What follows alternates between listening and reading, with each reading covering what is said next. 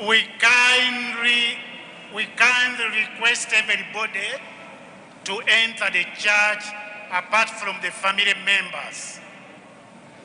Kindly let us respect the church, everybody in your seat, apart from the opening prayers. Kindly, please, come in apart from those people with the body. And I will request the people not to move in the church. Let us respect the church, and we want to begin in time. Thank you very much. Choir meanwhile.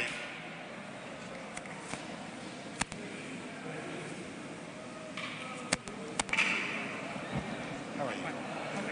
Don't worry. Let's begin.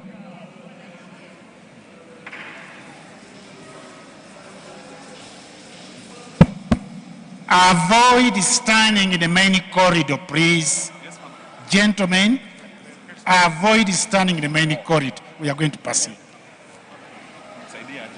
We don't want cameramen, please. Cameramen, not in the corridor. I will let you know.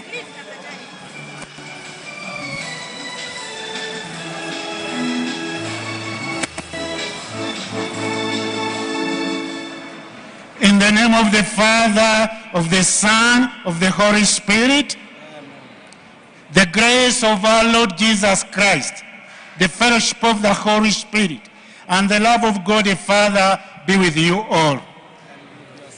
Dear brothers and sisters, accept our condolences, passing on of Charles. We continue praying for the family, friends, relatives, siblings, and those people were dear with him. In the waters of baptism, Charles died with Christ and he rose with him to new life. May he now share with him eternal glory. I confess to Almighty God and to you, my brothers and sisters, that I have greatly sinned in my thoughts and in my words, in what I have done and what I have failed to do. Through my fault, through my most grievous fault.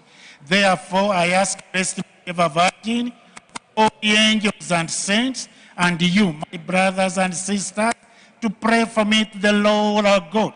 May Almighty God have mercy on us, forgive us our sins, and bring us to everlasting life. Lord, have mercy. Christ, have mercy. Lord, have mercy. Let us pray.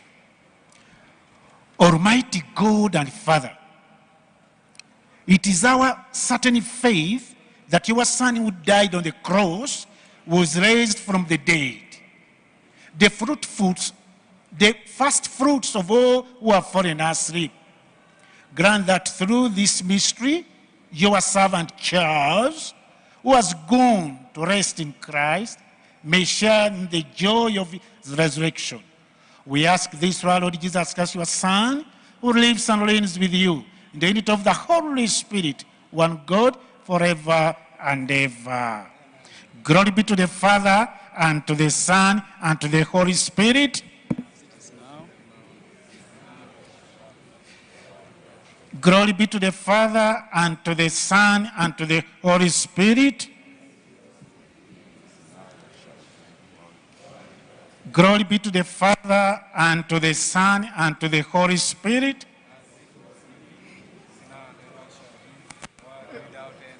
Now, cameramen, you are very good. Give room now. Room, sideways. The cross and the picture go in front. Then we follow with those who are carrying the body, and the rest we enter after the priest. Choir, please, the opening song, choir.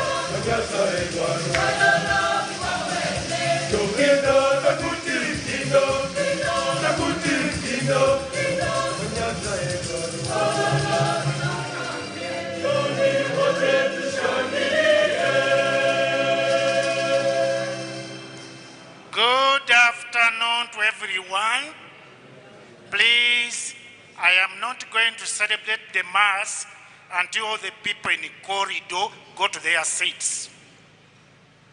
Nobody will steal the body. Leave it there. Go and sit in your seats. Don't protect the body. God will protect it. Nobody in the corridor, please.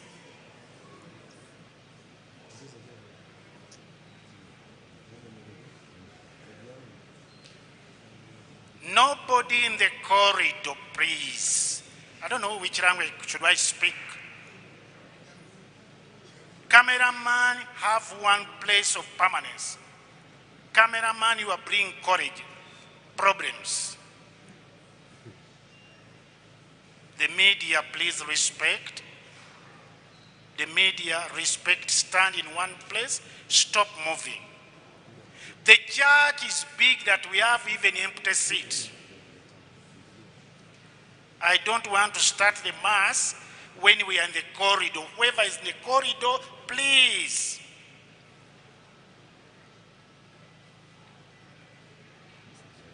There are two people who are still in the corridor.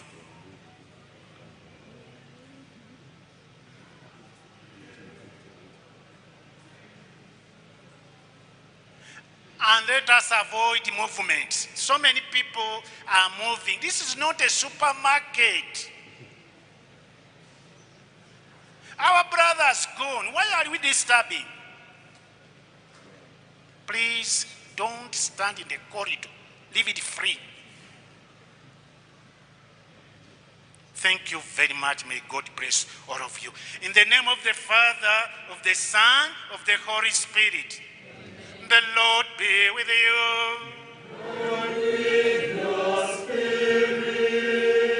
In the Catholic Church, the only judge is God. All of us, we have weaknesses.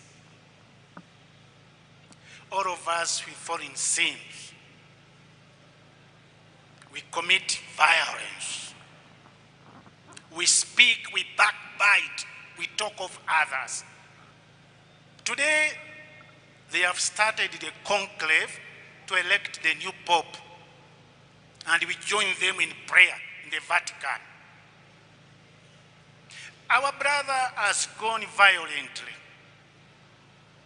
We are not condemning anybody, we are not judging anybody, but we come to console. We come that the Lord may give us energy to respect life. That the Lord is the only owner of each one of us. And the best gift he has given us is life. Let us respect life. We are not condemning anybody. We are not judging anybody. Let us accompany the family. The overall judge is God. Charles is lying today. You never know, tomorrow might be I or anybody. That's why we want to thank the Lord of all the good he has showered upon him. And we sincerely apologize for his violent death. May the Lord forgive us. Let us pause for a moment and we kindly beg the Lord to forgive us.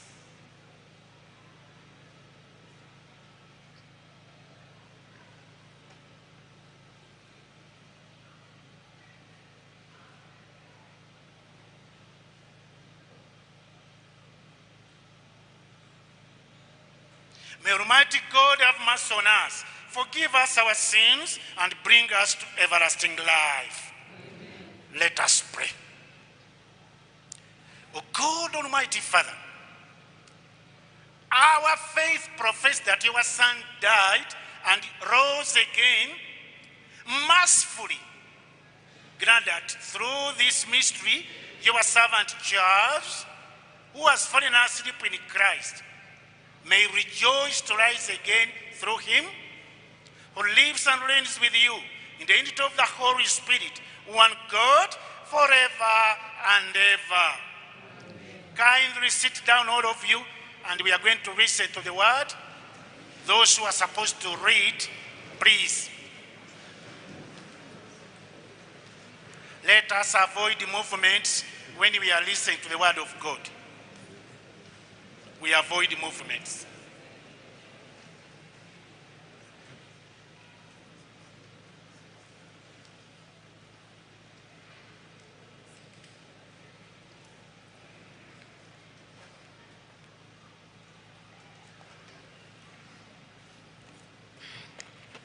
The first reading, a reading from the book of Job. Job answered, "Oh, that my words were written, oh, that they were inscribed in a book, oh, that with an iron pen and lead, they were graven in the rock forever. For I know that my Redeemer lives, and at last he will stand upon the earth. And after my skin has been thus destroyed, then my flesh I shall see God, whom I shall see on my side, and my eyes shall behold and not another." The word of the Lord.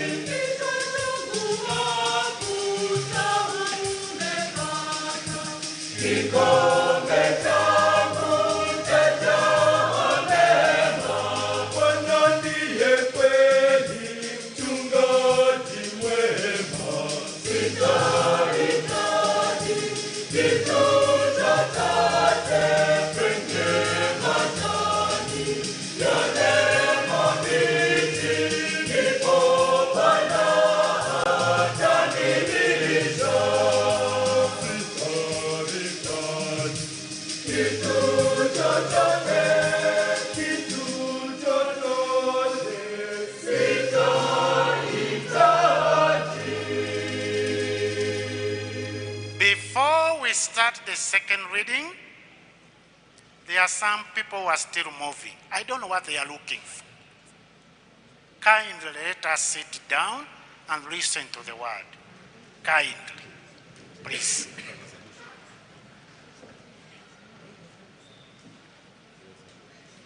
A reading from the letter of St. Paul to the Romans. Brethren, if God is for us, who is against us?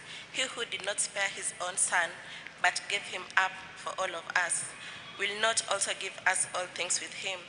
Who shall bring any charge against God's elect? It is God who justifies. Who is to condemn? Is it Christ who died? Yes. Who was raised from the dead? Who is at the right hand of God?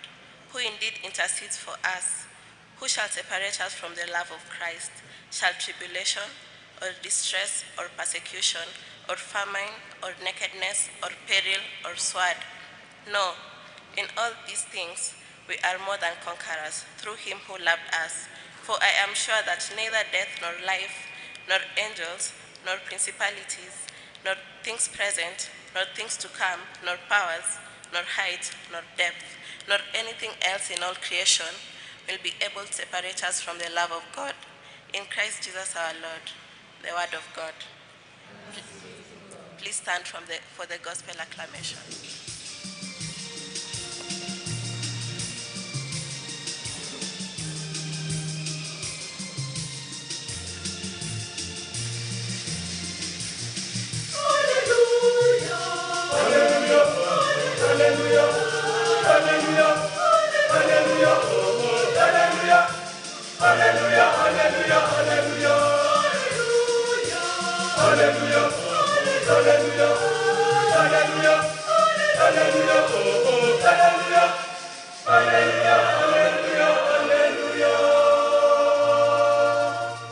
Blessed are those who hunger and thirst for righteousness, for they shall be satisfied. Amen.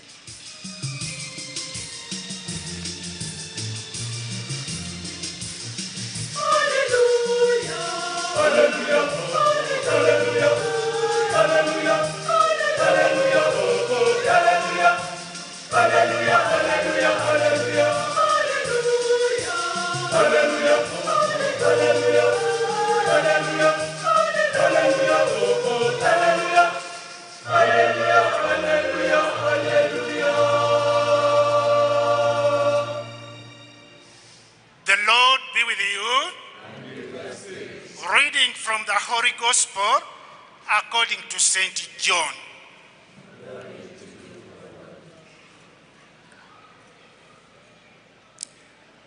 Jesus said to the crowds, "All that the Father gives me will come to me, and him who comes to me I will not cast out. For I have come down from heaven, not to do my own will, but the will of him who sent me. And this is the will of him who sent me, that I should not lose nothing of all that he has given me, but raise it up at the last day. For this is the will of my Father, that everyone who sees the Son and believes in him should have eternal life. And I will raise him up at the last day." The Gospel of the Lord. Praise to you, O Jesus Christ. Kindly sit down.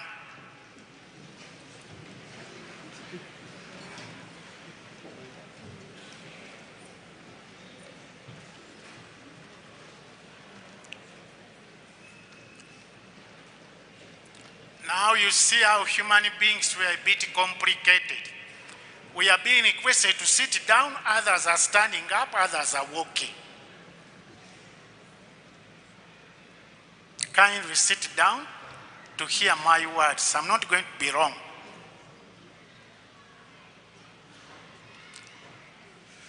Our consolation first goes to the family. Condolences. The honorable speakers who are present with us, the honorable members of parliament, relatives, friends, and all people of God of goodwill. Tumsifu Yesu Kristo. Any premature death, any violence death is a death which we are not prepared for sometimes. But as I was telling you, let us today try to avoid politics in this 1 hour we are going to be here. In fact, the more we talk of politics, sometimes we annoy more the family and we pinch with a nail in the flesh they have. Already we have seen, we have heard the means of communication, the media have shown us how the honorable member of parliament passed on.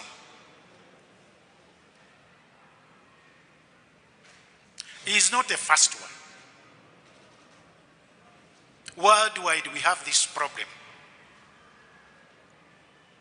People no longer respect life.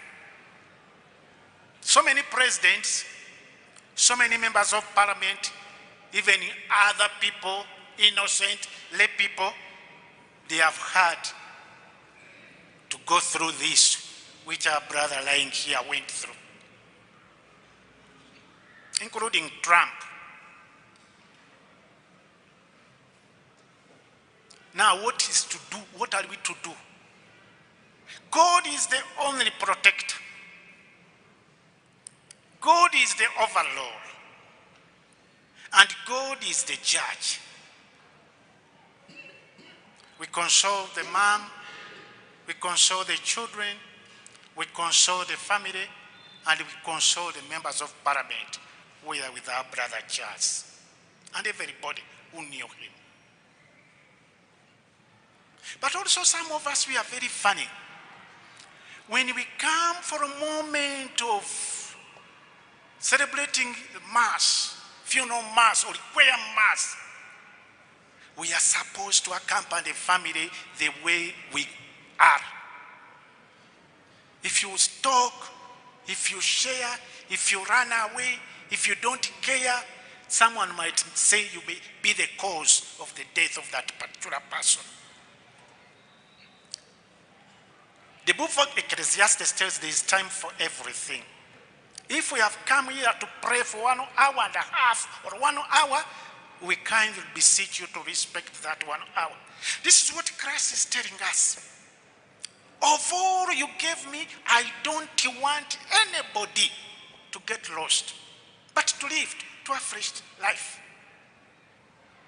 There is no way we can console others, we can accompany others, we can be present in the Requiem Mass when we are doing the contrary.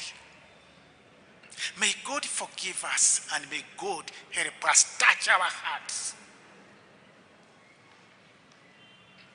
I know some of you are not Catholics. Those who are moving, a good Catholic cannot move where the homily is going on.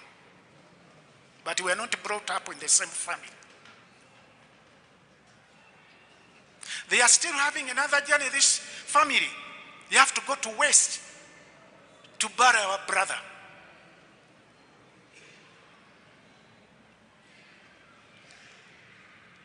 Let us pray for our country.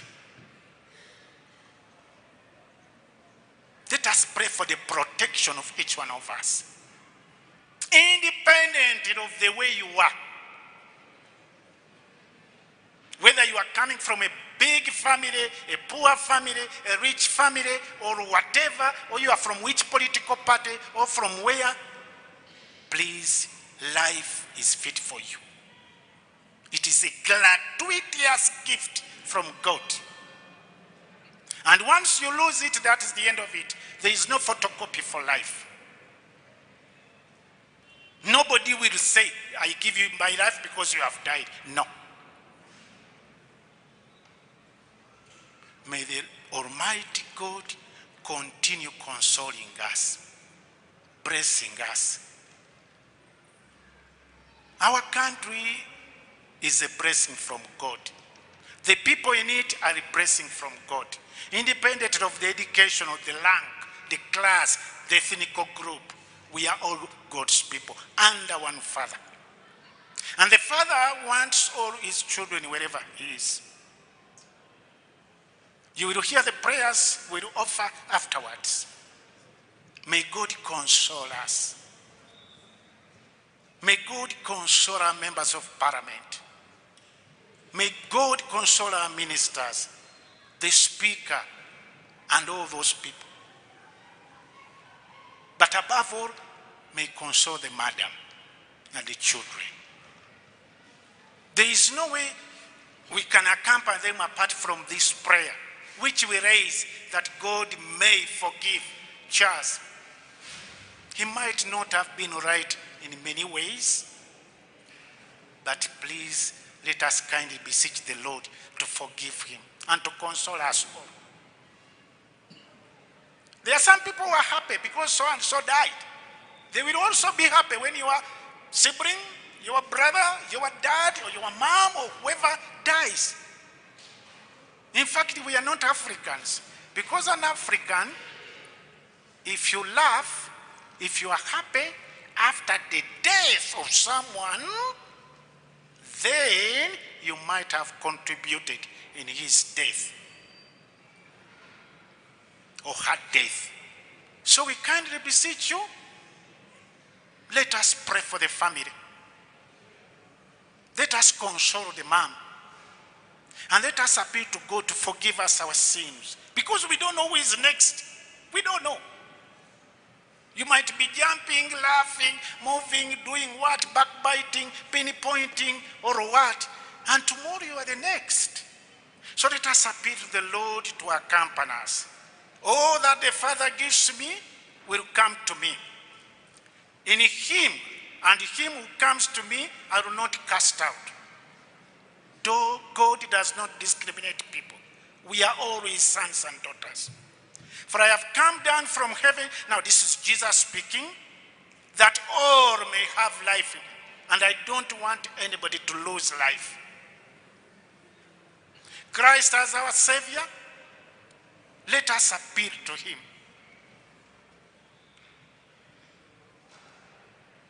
That he may forgive us. As we say, elation, Lord have mercy. Feel compassion on us.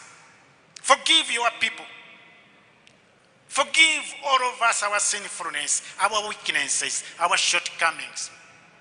And let us learn. So many ways we scandalize our daughters and our children and our sons when they are still very young. If they see pouring of blood, if they see premature death, let us pray for ourselves. Let us change. Each one of us, let us try to respect life, to pray to respect life, to be patriotic, to love our country, and to struggle that our country may advance. We kindly beseech the Lord to forgive Charles. He might not be a clean person, or a holy man, or a good person, but the Lord is kindness. The Lord is compassionate. The Lord is merciful.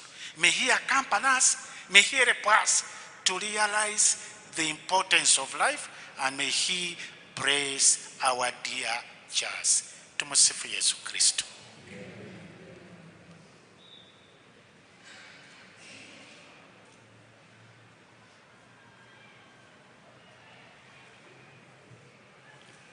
Now kindly we stand up for prayers, and someone who was chosen to say the prayers, please you stand on the ambon on my left. The cameraman, please, that ambon is not yours. It is for those who are ready.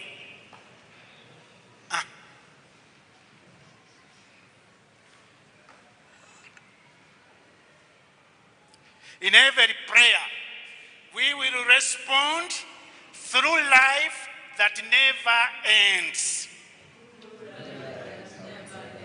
Now, responding is for everybody. Whether you are a minister, member of parliament, you respond. I repeat, through life that never ends. Let us pray with faith and confidence to God our Father, who raised his Son Jesus Christ from death, that he may give comfort to the living and eternal rest to the dead. Let us pray to the Lord. For our departed Father, may our Father mention the name. They tell you to say the name. For our departed Father, Honorable Charles Ong'ondo, may our Father, who received the grace of baptism, reap its full fruits as he enjoys the vision of God in the happiness of eternal life. Lord, have mercy. Remember, through life that never ends. Lord, have mercy. For the forgiveness of sin, as we remember with love and affection the life of our departed Father, Honorable Charles Ong'ondo, may he always be in our prayers as you ask God's mercy to forgive his sins. Lord, have mercy. For those who are left to mourn with their loss, may they be thinking today not of the darkness of death, but of the brightness of resurrection, and of the day when they will meet again with their Father whom they have lost a while. Lord, have mercy on us. For the grace of a happy death, may the faith of our beloved Father, Honorable Charles Ong'ondo, inspire us for the rest of our days, so that we remain true to the faith which has been handed unto us. Lord, have mercy on us.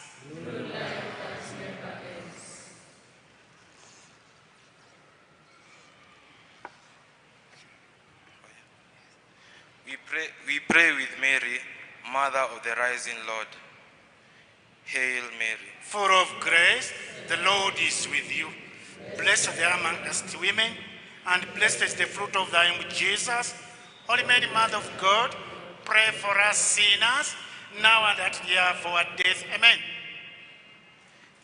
In the silence of our minds and hearts, we pray for our own needs to our loving Father.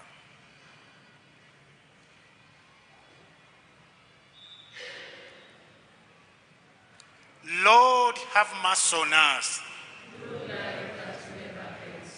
Father, you are the lover of life, in whom there is no darkness or death. We make our prayer confident that you will answer them through Christ our Lord.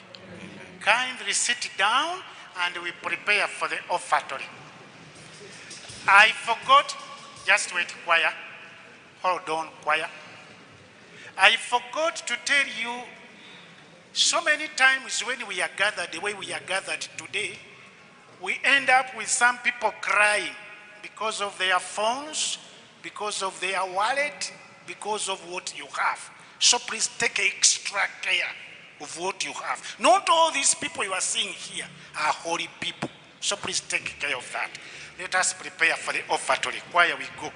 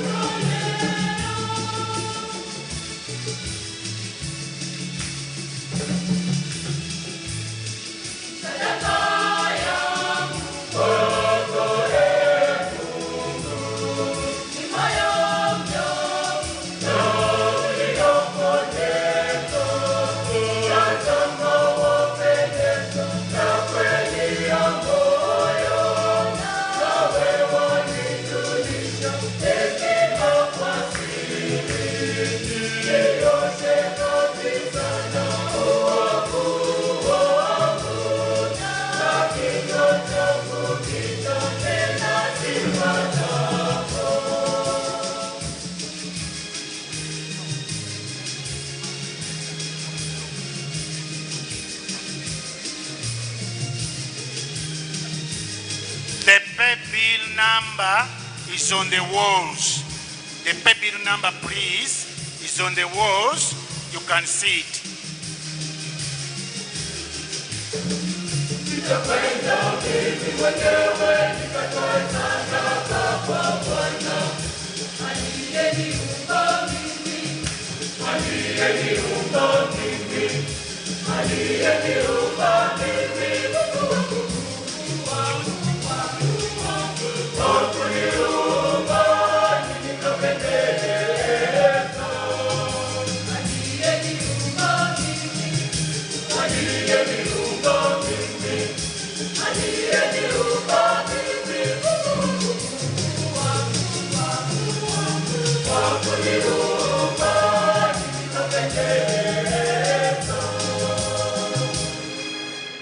We kindly stand up to make procession ya matega.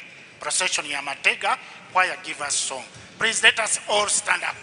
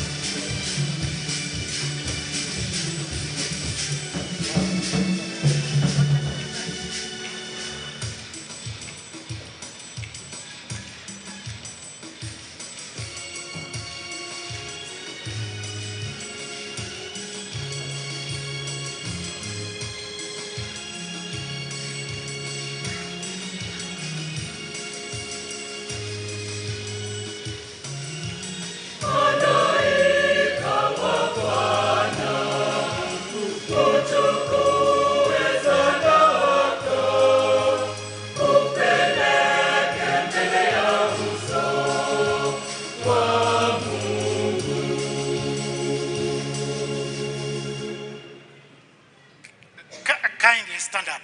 Let us pray, dear brothers and sisters, that my sacrifice and yours may be acceptable to the Lord, the Almighty Father.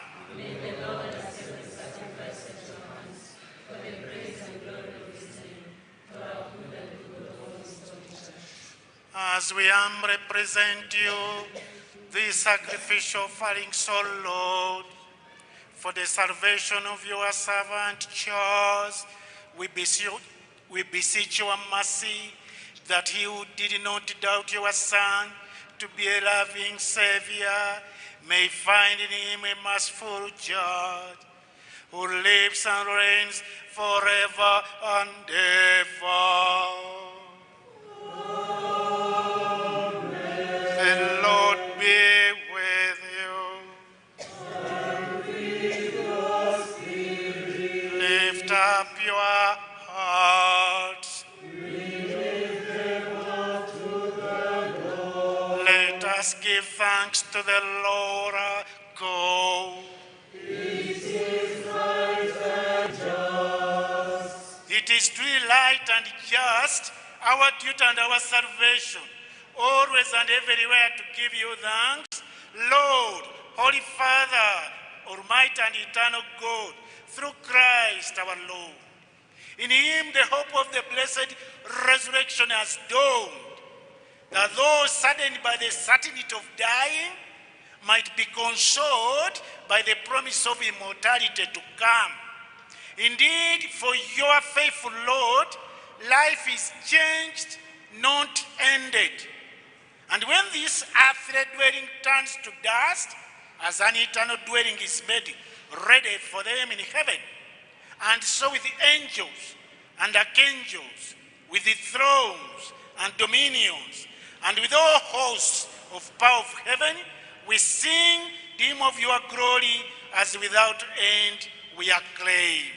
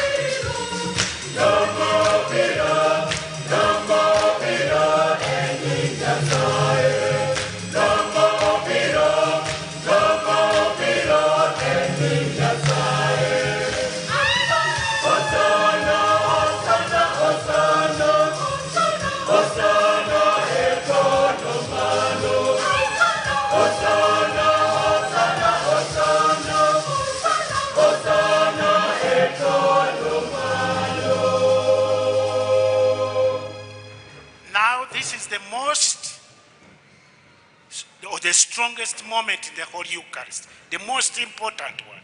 I kindly request for those who can kneel, we kneel. The rest, please, including the cameramen, let us not move. Let us be immobile.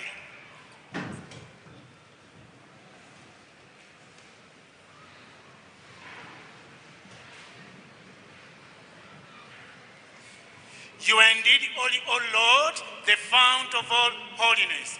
Make holy therefore these gifts, we pray, by sending down your Spirit upon them like the dew fall, so that they may become for us the body and blood of our Lord Jesus Christ. At the time he was betrayed and entered willingly into his passion, he took bread and giving thanks, broke it, and gave it to his disciples, saying, "Take this, all of you, and eat of it, for this is my body, which will be given up for you."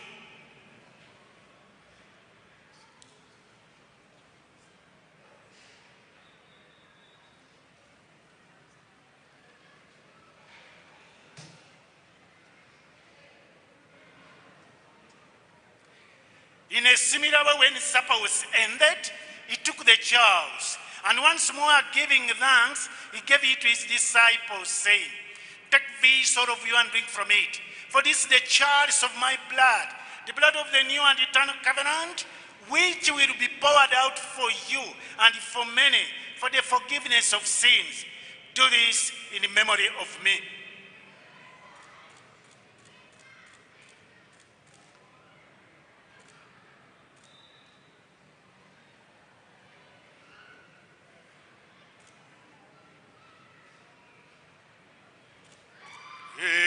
Bwana tunatangaza kifo chako.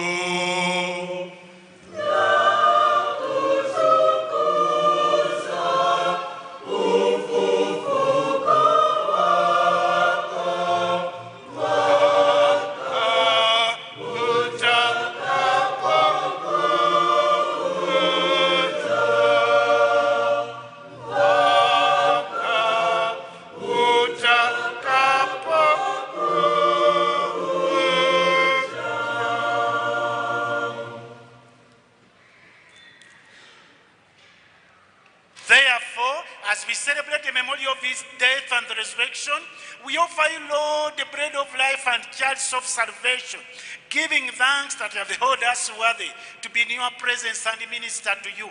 Humbly we pray that partaking of the body and blood of Christ, we may be gathered into one by the Holy Spirit. Remember, Lord, your church spread throughout the world and bring her to the fullness of charity, together with the College of Cardinals united in the Vatican to elect the new Pope, our Archbishop Philip Anyoro, the auxiliary bishops David Kamau and Simon Peter Kamomwe, and all the clergy. Remember your servant Charles, whom you have called from this world to yourself. Grant that he who was united with your Son in a death like his may also be one with him in his resurrection. Remember also our brothers and sisters who have fallen asleep in the hope of the resurrection. All those who have died in your mercy, welcome them into the light of your face. Have mercy on us all, we pray, that if the Blessed Virgin Mary, Mother of God, and our spiritual mother, Joseph, our spouse, the blessed apostles, the martyrs, Saint Joseph Alamano, your servant Maurice Cardinal Tunga, and all those who have pleased you throughout the ages, we may merit to be co-heirs to eternal life, and may praise and glorify you through your Son, Jesus Christ.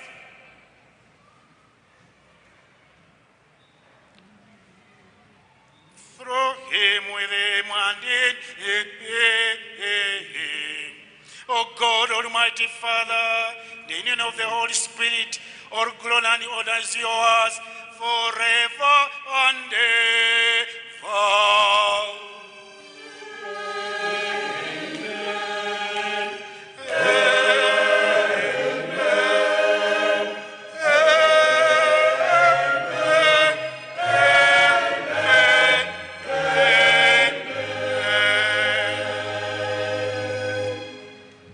Stand up and we recite the Lord's Prayer. Our Father,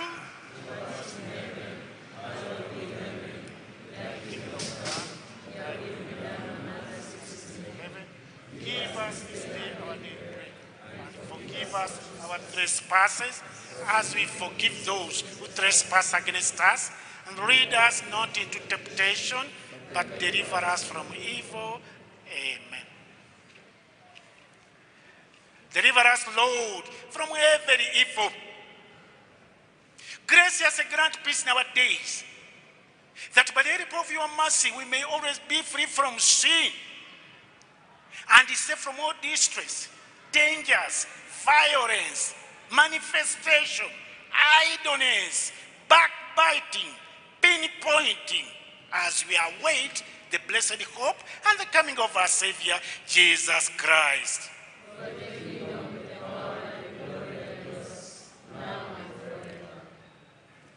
Lord Jesus Christ, you said to your apostles, today you are telling each one of us, peace peace, peace I leave you. My peace, my peace, my peace I give you. Look not on our sins, but on the faith of your church. And graciously grant your peace and unity in accordance with your will, who live and reign forever and ever. Amen. The peace of the Lord be with you always. Let us share with each other the sign of peace.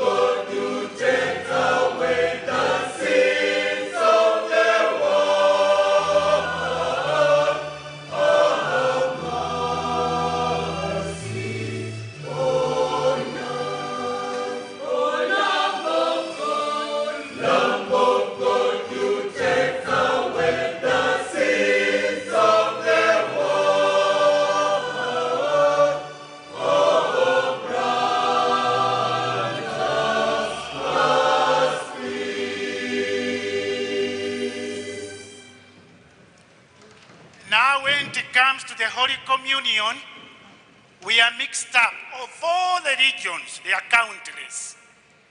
But only to receive the Holy Communion are prepared Catholics, please, prepared Catholics.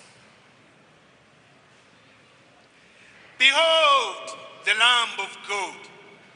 Behold Christ, the resurrected one. Behold him who takes away the sins of the world.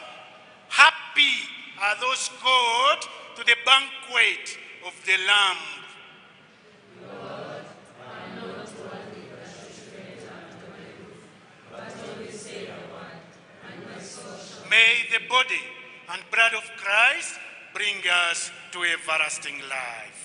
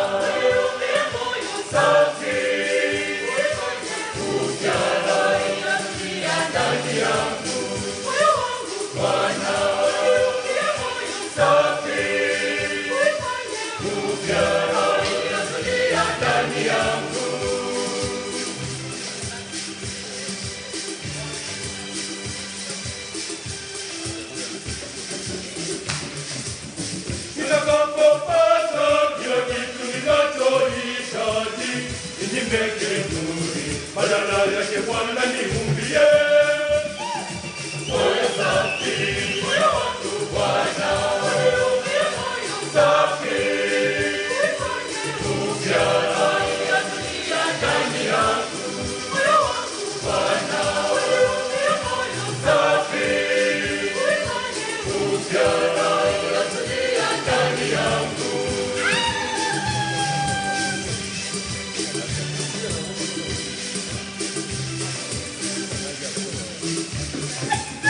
Nitakapopata kila kitu ninachohitaji, nitolee moyo wa manung'uniko uniweke moyo safi, moyo wangu Bwana, uniumbie moyo safi, upya ya ndani yangu, moyo wangu Bwana, uniumbie moyo safi, upya ya ndani yangu.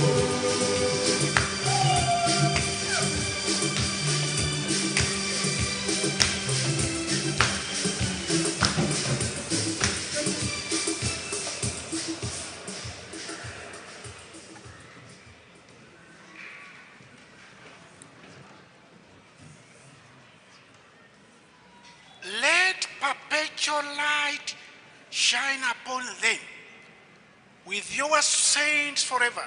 For you are merciful, eternal rest grant unto them, O Lord. And let perpetual light shine upon them with your saints forever, for you are merciful. Kindly stand up for a prayer.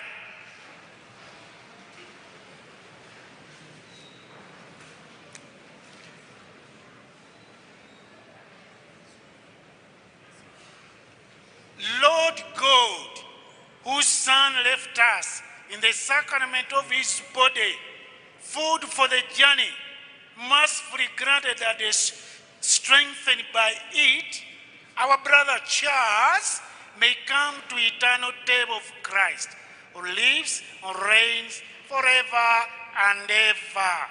Amen. Kindly sit down, all of you. We thank the Almighty Father who has permitted us to be here and to celebrate the resurrection of Honorable Charles. We thank very much the choir and all of you, from the Honorable Speaker to the rest, all of you, Honorable MPs, Honorable Ministers, Honorable everybody who is honorable. And then we kindly beseech you, we are going to get some few people to address us in a consoling manner. Please let us avoid their politics. I know to some, when you avoid politics, maybe you feel bad. Let us console the family and the members and the friends and so on with few words. Politics we will speak another day, but let us reserve this one for prayer. I kindly beseech you, because we are almost refusing to accept you, but the Archbishop of Nairobi ran to us, telling us that please consolata, accept our men, and strictly tell them what you don't want. Who are going to speak? Even if I'm not the MC, but let me just give a clue. The two honorable speakers, if they are there, the two honorable speakers. I don't know so much about politics and siasa, like in the two honorable speakers. The clerk, if the clerk is around, those are three people. Each person 1 minute. Kindly 1 minute. Because we have another celebration after this. So, the honorable speakers, the two honorable speakers, the clerk, after the clerk, 2 members from the family, one daughter to give a tribute, and another daughter or another member of parliament to say something, and then after that, vote of thanks. Those are 7 people. Those are 7 people. The rest, we will give you a microphone. You speak outside up to midnight. But in the church, no. In the church, no. So MC, direct us in that direction. 1 minute, and we agreed in my office, 1 minute each person. The clerk will maybe acknowledge some members or members of the parliament, no problem. They wave at us, but no talking. Thank you.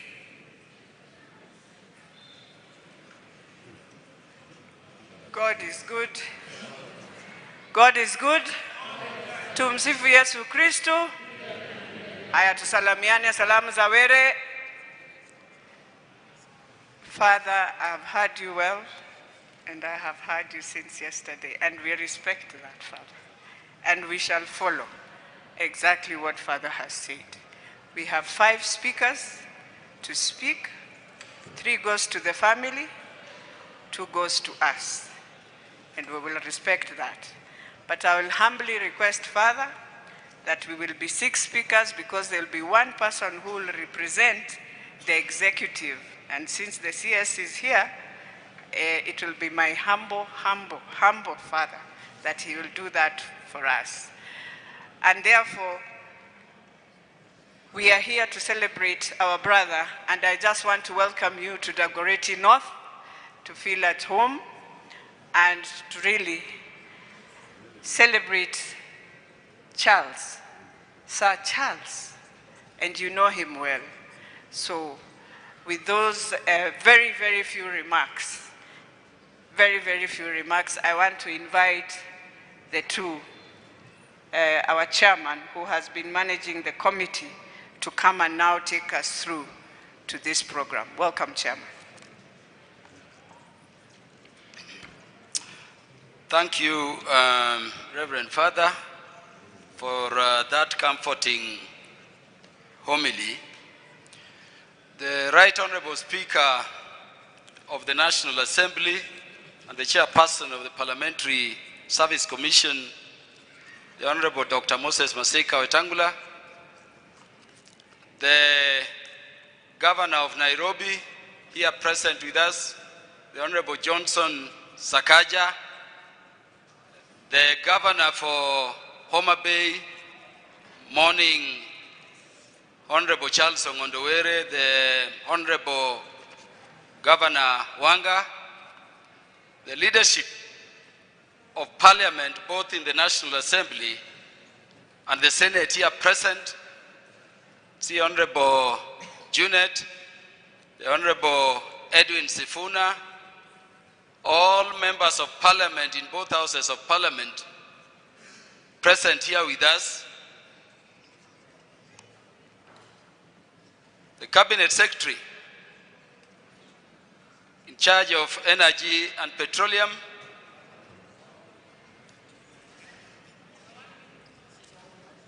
fellow mourners,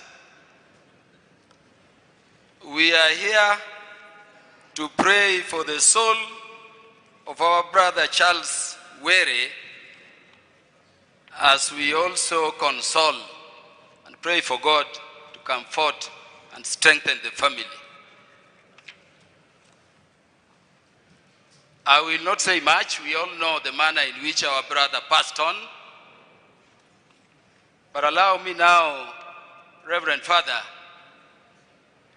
to welcome the children of the late Were up front. Only 1 or 2 of them will speak, Reverend Father, so that it can be known to the nation, the family of Were we are standing together with in this difficult moment. Only 2 of you will speak as directed by Reverend Father, but you may all come together up front. The children of Were are Oja Were,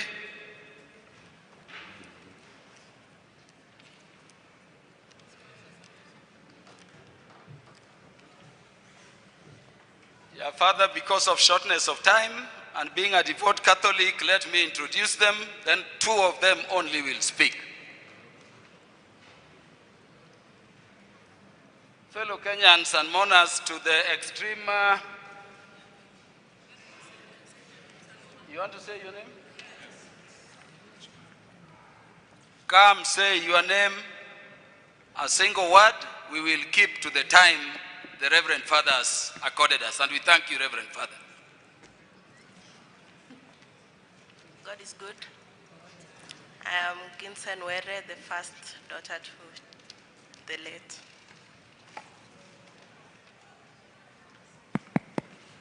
God is good, and all the time. My name is Boyd Were. I'm the second son.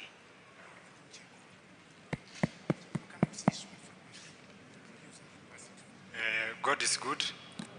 I am Were Leslie Odhiambo, the son of Sir Charles Ong'ondo Were. Thank you.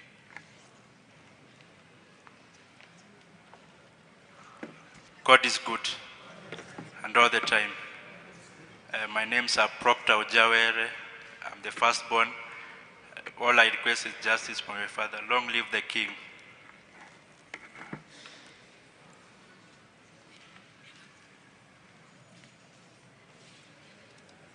Praise God. My name is Immaculate Atieno, the last daughter of the late Sir Charles Ong'ondo Were. God is good. I'm Pascal Ochieng Were. I'm the third son to Honorable Charles Ong'ondo Were. May I call Jensen Were to now give the tribute as part of the tribute of the family. God is good. This is my tribute to my beloved dad. My father, dad, daddy, a light from our household gone, a voice we loved still, a place is vacant in our home, which can never be filled. I always wished I could take the pain you felt away, Dad. In death, I love you still. No one could ever fill the place you left in my heart. I wish you were here today to celebrate with me my birthday, and as I continue to grow into a better person. This is my first birthday without my dad. This was always my biggest fear, losing him. I don't know how we'll live without dad. Who will call me daughter or msichana wangu? You always taught us to love our home and appreciate what we have. You went before I could achieve anything in life. But don't worry, Dad, I'll buy that Mercedes you always wanted. God gave me a beautiful father, a father who never grew old, always there with a helping hand. If I could write a story about you, Dad, it will be the greatest story ever told. Although the door between our world is closed and we are apart until the time God opens it, you'll always be in my heart, Daddy. Being your birthday, come here, dear daughter, for a special blessing. Come here. Yeah, Boyd Were to say a tribute on his own behalf and on behalf of the widows.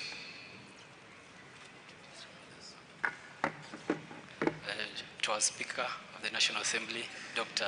Moses Wetangula, Governors present, Governor Sakaja, Governor for Homa Bay County, Gladys Wanga, the Simba Arati, and members of the Parliament, members of the County Assembly. God is good all the time. So first, I'll introduce our two moms. The first one, we have Margaret Were. She's seated right there at the front.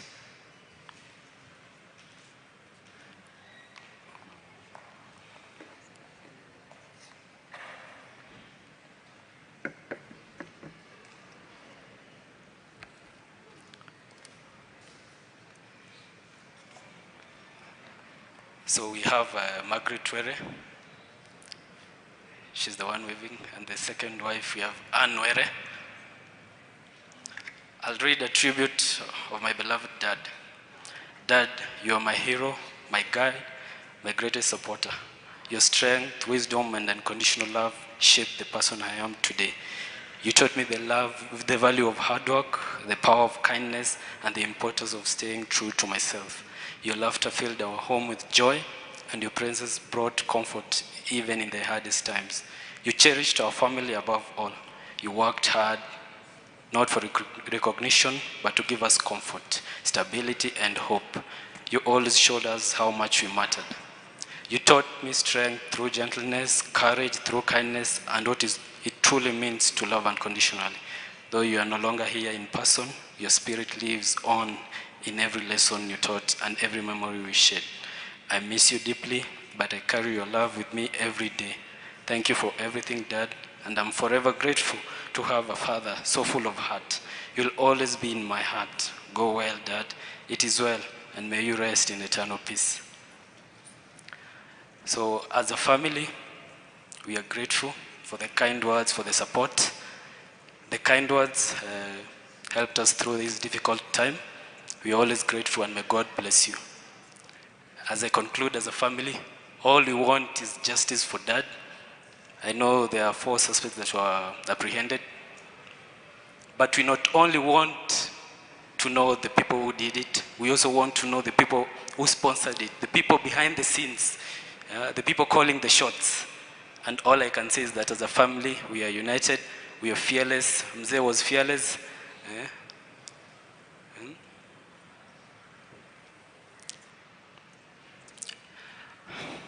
And will not be intimidated. Thank you all. Thank you, and sorry, Boyd, the governor for Kisii County, the Honorable Simba Arati, had not recognized you. I'm very sorry. We recognize your presence tomorrow with us. The Senate Majority Leader, the Honorable Aaron Cheriot, is with us. Sorry, I regret not recognizing you. Could the entire Were family be upstanding so that we can join you in prayer? Let's be upstanding, Luke and others, as the larger extended family of Were. Reverend Father, at this stage, allow me now to invite the minority whip in the Senate, the Honorable Millie Odhiambo, in the National Assembly, to introduce all members of Parliament here mourning their brother.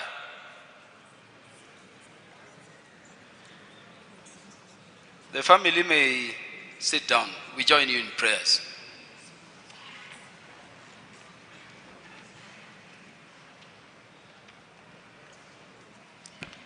God is good, and all the time,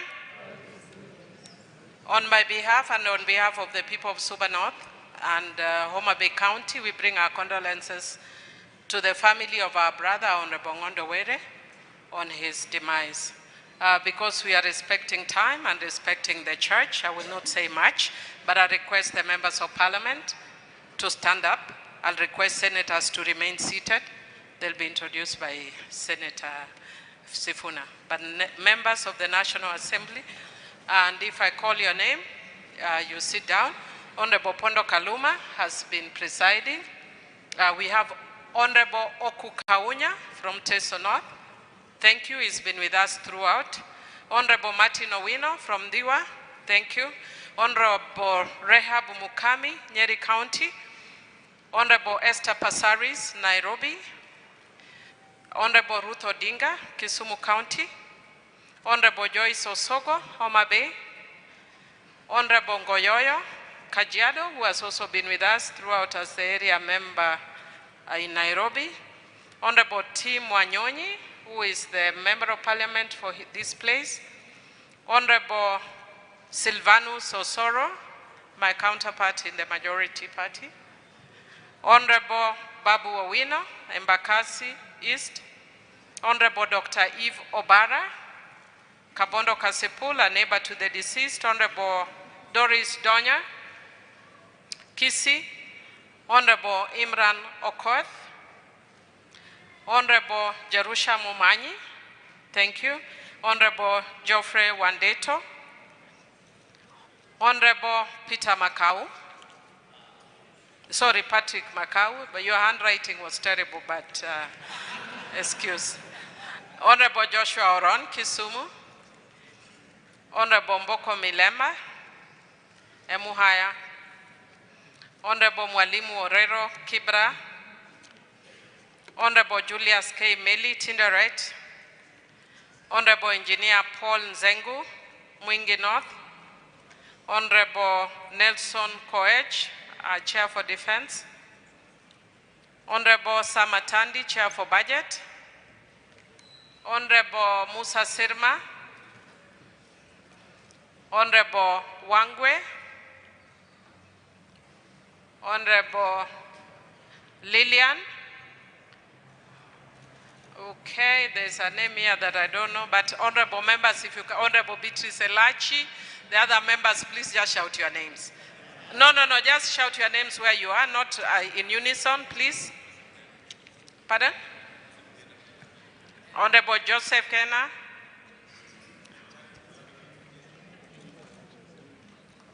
Jen Kagiri, when I stand here and with 1 minute, I can't manage. Honorable Bowen. Honorable Lesuda. Marianne. Chamatiang, even people I know when I'm in 1 minute, I can't move fast. Munyoro, but not wa Munyoro. Honorable Cynthia Muge. Baringo North. Makilap, Baringo North. Kibet. Shinali. Ikana. Who am I living here? Katana. CNN. Njeri Maina. Our chair for dual. Nyekal. Elsie Muhanda. I can't see that far. Who is that? No. Uko. Oh, Hillary, who is also a relative in this family. Honorable Fatuma Full Network. Honorable Adagala. Honorable Charity Kadambi. Is there any member I've left out? Thank you, honorable members, for coming. And just before I hand over, I just wanted to say that I'm also, for the last 2 years, I've been the president of the members of parliament worldwide, the Committee of Human Rights of Parliamentarians. We have a lot of members of parliament who are killed worldwide, and because of that, when a member of parliament dies, it is not only personal business, because I know Honorable Ong'ondo Were, but it is also my professional duty. As a member, as the former chair, who has served 2 terms as a president on the Committee on Human Rights of Parliamentarians who are killed worldwide. May our brother's soul rest in peace. I will say the rest when we reach home, but I encourage the media, we support your freedoms. Please be accountable. Thank you. God bless you. In keeping with time, Reverend Father, let me now call the Senator for Homa Bay, the Honorable Moses Kajwang, to introduce the members of the Senate here present. I know it is Nairobi, but there is a bigger role Senator Sifuna is going to play. A bigger role, we don't want to dilute it. So the Honorable Senator Moses Kajwang. Thank you, Honorable Kaluma. Within the short time that I've been granted, it is my not very pleasant duty to acknowledge the senators who are here, because it is not a very pleasant occasion that brings us here. May I request the senators present to be upstanding so that they can be on record. I can see Senator Eddie Okech. Senator Eddie Okech is a member of the funeral committee, was nominated by the Speaker of the Senate today. Senator Catherine Muma is a nominated member. The one and only, and the senator representing the people of Nairobi, Edwin Sifuna, who is also the Secretary General of the Orange Democratic Movement, where Sir Charles was a loyal member. I have seen Senator Tabitha Mutinda, nominated, member of the Nairobi delegation. Senator Hamida, nominated, also a member of the ODM Electoral Board. Senator Beatrice Ogola, nominated from Homa Bay County and also a member of the organizing committee. Senator Mohamed Faki, the senator from Mombasa, who's also the chair of the Trade Committee of the Senate. The chair of the Lands, Environment and Climate Change issues in the Senate. I have seen Senator Betty Montet, also the chair of the Education Committee of the Senate. Last but not least, before I get to the boss, the deputy party leader of the ODM, Senator Osotsi, senator representing Vihiga, also a member of the funeral committee, and our leader in the House, Senator Aaron Cheriot, senator representing Kericho, but the leader of the Senate. I'm not sure how Kaluma had organized the program, but let me just say that when we go to Homa Bay tomorrow, Sir Charles died as a serving member of parliament, and we shall bury him as a serving member of parliament. Perhaps the chief mourner will be the speaker and the chair of the Parliamentary Service Commission and the leader of the Orange Democratic Movement. Let the home of our departed brother not be a battle zone. Let it be a comfort zone for the family. Let it be a moment to reflect, a moment for prayer, a moment for reconciliation. And even as we call for justice, let us ensure that there is dignity, there is decorum as we send off a member of parliament who died in the course of duty. You are all welcome to Homa Bay County, and we can assure you, the governor is here, and all the members of parliament from that county are here, that we are prepared and ready to welcome you so that we can send off our brother in a dignified manner. May the Lord bless you, may the Lord guide you as you travel to Homa Bay to join us in the final prayers. Thank you. Reverend Father, I ask for your indulgence to allow us to have the leadership of both houses of parliament here present to say something on behalf of the institution. Otherwise, I can tell you, my father, there will be a problem.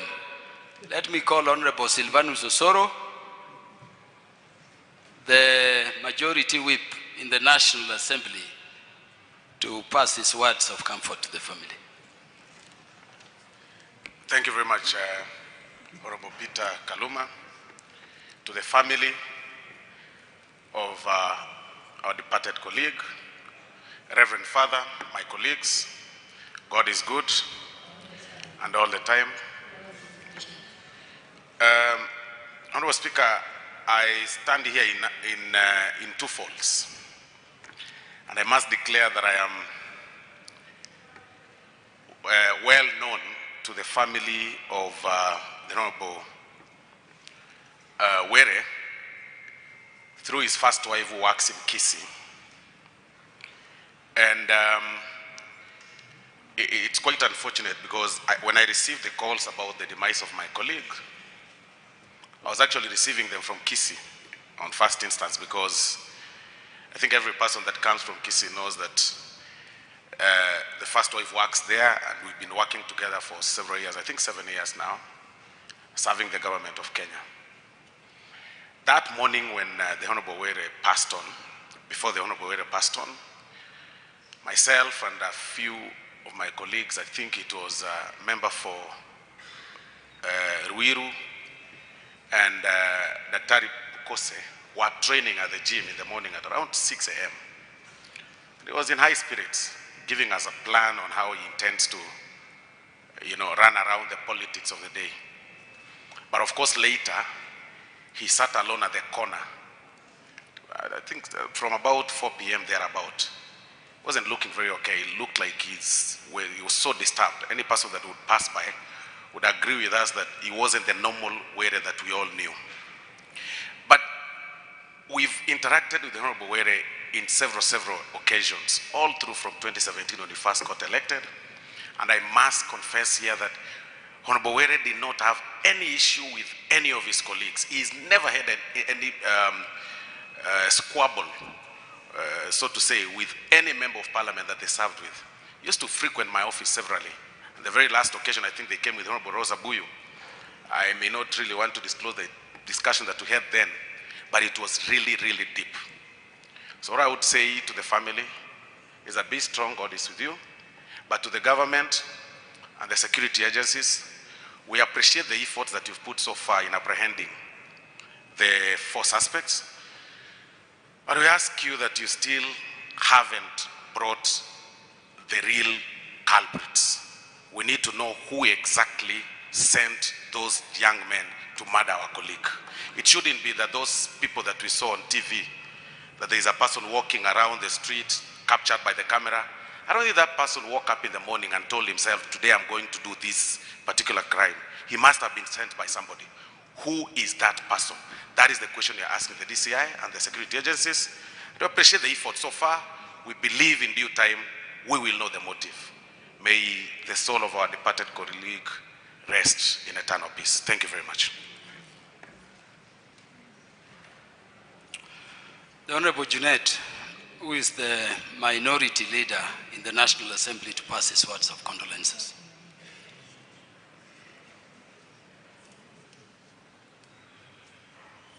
Thank you, Chairman. To the family of Honorable Ong'ondo Were, Sir Charles, to the father and to the congregants, God is good all the time. Nataka kuchukua fursa hii kuomboleza na familia wa kiongozi wetu wa mbunge wa Kasipul na familia kwa ujumla wa parliament kwa kupoteza rafiki ambaye alikuwa rafiki yangu sana kwa dhati, mimi mwenyewe kama kiongozi huko bunge. Nimefanya kazi na Mheshimiwa Ong'ondo Were kwa karibu sana. Kwa wale ambao wanajua, kama minority leader alikuwa mshauri wangu wa karibu sana. Tulikuwa tunashirikiana kwa njia ambaye Gladys Wanga anafahamu, na Ivo Bara na Rosa Buyu. Alikuwa mtu ambaye tunashirikiana kwa karibu sana. The other thing is that I want to ask the people who are dealing with this matter, the investigative agencies, to expedite this matter. And we are not saying that because he's a member of parliament. He's a Kenyan, he is a husband, he's a father, and he is a leader who had the aspirations and the mandate of over 100,000 people. So all those people he was leading will want to know why their member of parliament was killed.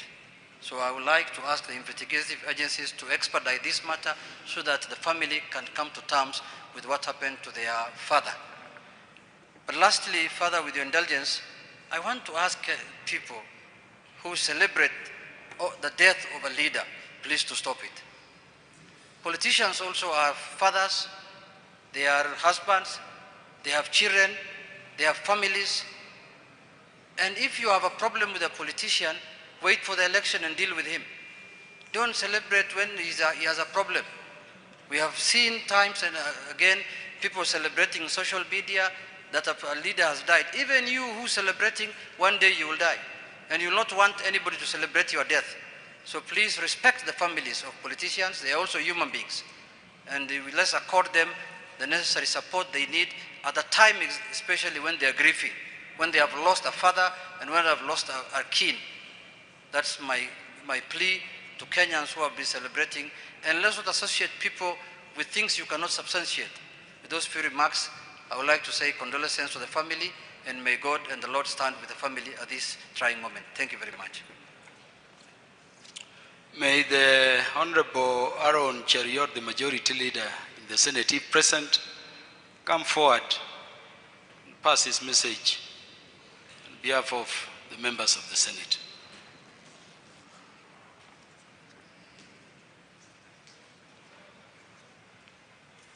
Thank you, Honorable Kaluma. To the family of our departed colleague, Sir Charles Ong'ondo Were, colleague leaders, and all the distinguished mourners, I join the rest of my colleagues in passing our deepest word of condolence, first to his immediate family, his children. We pass our deepest condolence, having known your father and worked with him. Sir Charles was a very amiable character. In Parliament, at the dining area, it's a place where you can easily establish the conduct and the character of a member of Parliament. There are many members of Parliament who never interact or get to know people beyond their village, but not this Sir Charles. Many of you that frequent that place, you know that on many afternoons, if you met Sir Charles in the dining area where we take our tea, hardly will you find him even with members from Homa Bay or from the ODM party. Sir Charles transcended political lines, tribal, and so many other things. This was a fantastic gentleman who didn't deserve to go in the way that he went. But now that he's gone, we pray to the Almighty Father that may justice be found to him, to his family, to his constituents, and even to us as his colleagues. As we mourn him, may we pray for his family, including his children, who are mourning the loss of a father. Lastly, I agree with the rest of the colleagues who have spoken and say that as a country, we may be facing perhaps difficult times and challenges, but let us not normalize hate against any other human being. We are slowly sliding and eroding our moral fabric to a point where human beings are saying things against each other that otherwise would not have been said back in the past. And I don't think it's something that we want to celebrate. I want to urge all of us that to disagree is human, but to hate is not human. Let us tolerate each other. We may not always agree on many things, but love and respect for one another transcend all these other things. May the soul of our departed colleague rest in eternal peace. I thank you. Thank you, Honorable Aaron Cheriot. May I now call the host governor, the governor for Nairobi County, to come forth, deliver his message.